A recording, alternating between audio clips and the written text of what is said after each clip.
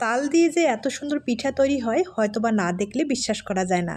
এই পিঠাটা তৈরি করা কিন্তু অনেক সহজ, তাছাড়া খেতে ভীষণ টেস্টি হয়। প্রথমে 1 বাটি তালের রস ব্যবহার করলাম আর হাফ লিটারের মতন দুধ দিয়ে দিলাম। ফ্লেভারের জন্য কয়েকটা মশলা ভালোভাবে বলক আসার পরে এই পর্যায়ে 100 গ্রামের মতো চালের গুঁড়ো ব্যবহার করলাম। খুব ভালোভাবে নেড়েচেড়ে একটা ডো তৈরি করে নিলাম। ডোটা আমি 5 মিনিটের মতো রেস্টে রেখে দিলাম। এদিকে পুর তৈরি করে নেব।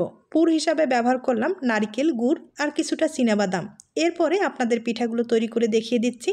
এরপরে বেলে নেওয়ার পরে আমি প্লাস্টিকের ঢাকনা দিয়ে গোল করে 2টা পিঠা কেটে নিলাম। ভিতরে আমি পুর ব্যবহার করলাম। এবার ফুলের ডিজাইনটা তৈরি করার জন্য পাতা শেপের মতো কয়েকটা পাপড়ি আমি ছোট্ট কুকি কাটার দিয়ে কেটে নিচ্ছি। হয়তোবা দেখে বুঝতে পেরেছেন, তবে একবারে ছোট ছোট করে কিন্তু কেটে নিতে হবে।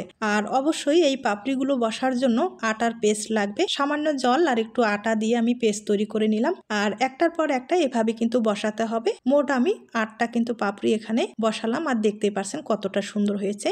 এবার সাইডের ডিজাইনটা একটা শন দিয়ে আমি তৈরি করে নিলাম। পিঠাটা আরেকটু ভালো দেখার জন্য আমি একটা কিন্তু লেয়ার এভাবে মাঝখানে বসিয়ে দিলাম আর একটা খেজুরের কাঁটা দিয়ে আমি কিন্তু ডিজাইনটা তৈরি করে নিলাম, দেখতে পারছেন। আর তালের পিঠা বলে কথা, একটু কিন্তু স্পেশাল থাকতেই হবে। পিঠাটা দেখতে অপূর্ব হয়েছে। এই পিঠাগুলো আমি হালকা আছে একবার মুসমুসে করে ভেজে নিলাম। দেখতেই পারছেন পিঠাগুলো কতটা সুন্দর হয়েছে। আপনাদের পছন্দ হলে হঠাৎ কোনো অতিথি আপ্যায়ন অথবা আপনার ফ্যামিলির জন্য স্পেশাল এই তালের পিঠাটা কিন্তু রাখতে পারেন। ধন্যবাদ সবাইকে।